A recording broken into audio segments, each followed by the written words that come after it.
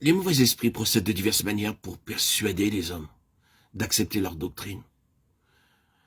Ils se servent des révélations auprès des chrétiens qui s'imaginent que le surnaturel procède uniquement de Dieu.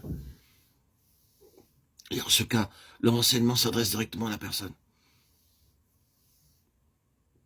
Il y aura illumination sur tel passage des Écritures, ou des révélations, ou bien des visions du Christ.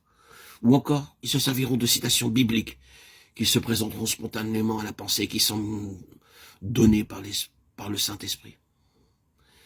Ils injecteront leur enseignement au raisonnement même de la victime, qui s'imagine adopter ses propres conclusions par certaines suggestions. Sous cette forme, les enseignements des esprits séducteurs semblent si naturels.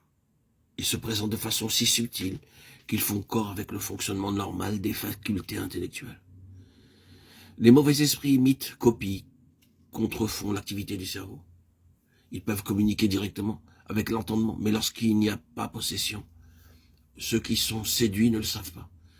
Ils s'imaginent que c'est à la suite de raisonnements tout personnels qu'en matière religieuse, ils acceptent ou rejettent ceci ou cela, et ne voient pas que les esprits séducteurs les ont amenés à raisonner hâtivement, parfois sans données suffisantes ou sur de fausses prémices, donc sur un faux point de départ, et que l'aboutissement obligé, logique, c'est une fausse conclusion.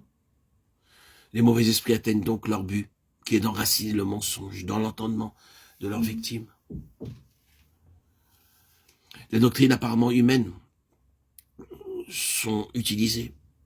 Les mauvais esprits se servent des hommes tels que des docteurs, des professeurs, des théologiens. Ils ont plus ou moins contaminé, et qui, une fois contaminés, sont censés communiquer la vérité sans restriction, sans altération. Hommes que généralement on croit absolument à cause de leur piété. Vous entendez dire fréquemment « Monsieur un tel est tellement bon, c'est un saint homme, et je crois ce qu'il dit ». On considère alors cet homme comme garantie suffisante de sa doctrine, alors qu'il faudrait juger cette doctrine d'après les Écritures, indépendamment de la vie et du caractère de cet homme. À la base de cette erreur, nous trouvons la croyance presque universelle que tout ce qui vient de Satan et des mauvais esprits est ouvertement, manifestement mauvais, alors qu'en réalité, leurs actions comme leurs personnes sont toujours déguisées, mais leurs déguisements préférés sont ceux de la vérité et de la lumière. Satan se déguise en ange de lumière, 2 Corinthiens 11, 14. Si Satan ou ses satellites peuvent amener un homme pieux à admettre quelque doctrine d'erreur, et que cet homme enseigne cette erreur comme étant la vérité, il sera pour la propagation de l'erreur et des séductions dont il est victime un instrument autrement utile que ne le pourrait être un méchant homme ou un homme de mauvaise réputation.